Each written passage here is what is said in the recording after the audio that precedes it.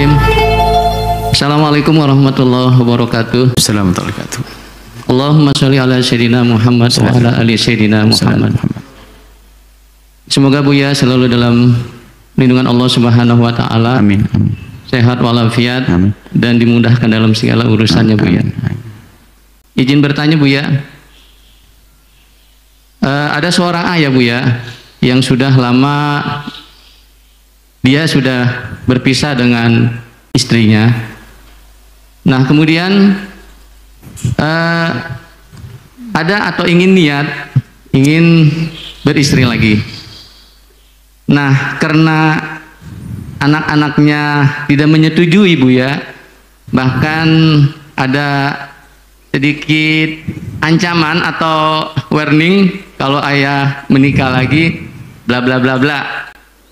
Nah, kondisi seperti ini, seorang ayah tadi ketika dia mempertahankan atau ingin menjauhkan dari segala maksiat, zina atau perbuatan hal-hal yang memang dibenci oleh Allah, apakah si ayah ini dia tetap harus menikah lagi, sedangkan dia kalau dia menikah lagi dia dapat teguran atau dapat warning dari anak-anaknya yang mungkin akan berisiko tidak diakui lah atau bagaimanalah begitu. Nah, kondisi seperti ini apa yang dilakukan oleh seorang ayah itu, Buya? Karena memang dua pilihan yang memang sangat riskan untuk dilakukan. Riskan pertama, dia mempertahankan dirinya untuk terus berbuat baik atau tidak bermaksiat, sementara dia akan ditinggalkan oleh anak-anaknya. Terima kasih, Buya, atas jawabannya. Mohon maaf. Wassalamualaikum warahmatullahi wabarakatuh. Assalamualaikum warahmatullahi wabarakatuh. Kami sampaikan kepada para anak-anak soleh, juga para ibu dan bapak, kalau mandang orang itu jangan dengan satu cara. Maka kami ingatkan, wahai anak yang ayahnya seperti itu tadi, istri ibunya sudah nggak ada atau berpisah, maka wahai anak yang soleh, jangan pandang ayahmu selamanya sebagai ayah saja, tapi pandang beliau adalah seorang pria yang punya hajat pribadi yang tidak bisa diwakilkan ke siapapun. Begitu juga para orang tua dan para ibu, jangan pandang anakmu selamanya sebagai anak, tapi pandang dia sebagai seorang pria wanita yang punya hajat khusus. Jangan mempersulit urusan pernikahan anak-anakmu, wahai para orang tua. Sebab permasalahan ketidakmengertian, sehingga ada orang tua itu melarang anaknya menikah. Padahal anaknya sudah umur SMA, tamat SMA, kuliah, dia pengen nikah, dilarang. Jangan kamu nikah pokoknya. Pokoknya Umi tidak tega, tidak rela kalau menikah.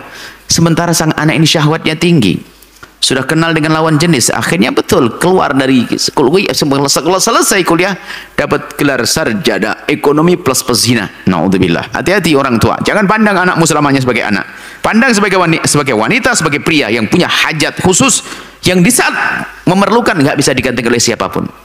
Bukan kayak urusan makan. Kalau orang makan nggak boleh makan lontong, bisa makan ketupat. Ini nggak bisa. Kalau tidak halal, pintu haram dibuka. Begitu juga wahai para anak, tolong dengar ini. Jangan jadikan ayahmu atau ibundamu itu melakukan kehinaan. Naudzubillah. Jadi kalau memang ibundanya mungkin seorang janda atau ayahandanya yang duda tadi, kemudian punya hajat pribadi, jangan melarang. Nggak boleh melarang. Dosa melarangnya. Adapun sang ayah, ini masalah urusan pribadi yang nggak bisa dong.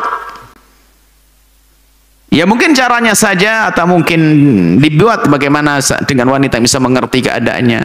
Mungkin anak-anak tidak harus mengerti terlebih dahulu, atau mungkin biar didudukkan dengan orang lain, orang tua yang bisa menasihati anak-anaknya agar anak-anaknya bisa sadar dan sebagainya. Karena nggak mungkin urusan pribadi begitu. Kalau tidak melakukan kehinaan, naudzubillah, dosa gede. Sehingga ada orang takut kepada anak, tidak takut kepada Allah. Tinggal caranya saja yang benar, kemudian mendapat wanita yang benar, pada akhirnya sang anak juga nerima nanti. Karena ini harus dijaga masalah keharaman. Maka kami himbau kepada siapapun, membuka pintu halal itu penting. Jangan sampai itu halal kita persulit. Jadi sang ayah tersebut, kalau memang dia yang mengukur dirinya, kalau dia syahwatnya sudah nggak kuat, dia menikah. Mungkin dengan wanita yang bisa mengerti, artinya tidak harus punya anak lagi. Mungkin wanita janda yang sudah punya anak juga, yang penting kebutuhan pribadinya terpenuhi dengan cara terhormat dan seterusnya, saling menolong. Mungkin ada wanita yang punya hajat yang serupa, selesai.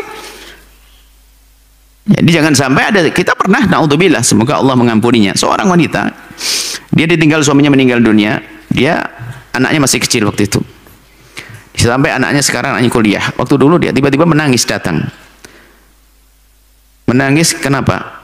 Saya waktu mau nikah anak saya masih SD waktu itu. Dia belum mengizinkan. Dan saya bisa bertahan 5 tahun ya. Tahun ke-6 saya kepleset. Waktu tahun-tahun sebelumnya karena anak saya masih dengan saya bisa ngerawat kesibukan dengan anak. Di saat anak saya kuliah, saya sendirian, tak taunya disitulah saya tercepleset. Naudzubillah, masuk zina. Gara-gara anaknya melarang. Menangis dia, nyesel ibunya. Nah, sudah keburu zina, hina. Anaknya kuliah, dia di rumah. Ada anak pikiran kemana-mana. Naudzubillah. Urusan syahwat, hati-hati. Takutlah semua kepada zina. Di sisi lain kita harus bisa membuka pintu halal itu. Buka pintu halal, jangan persulit pintu halal. Baik, seperti itu.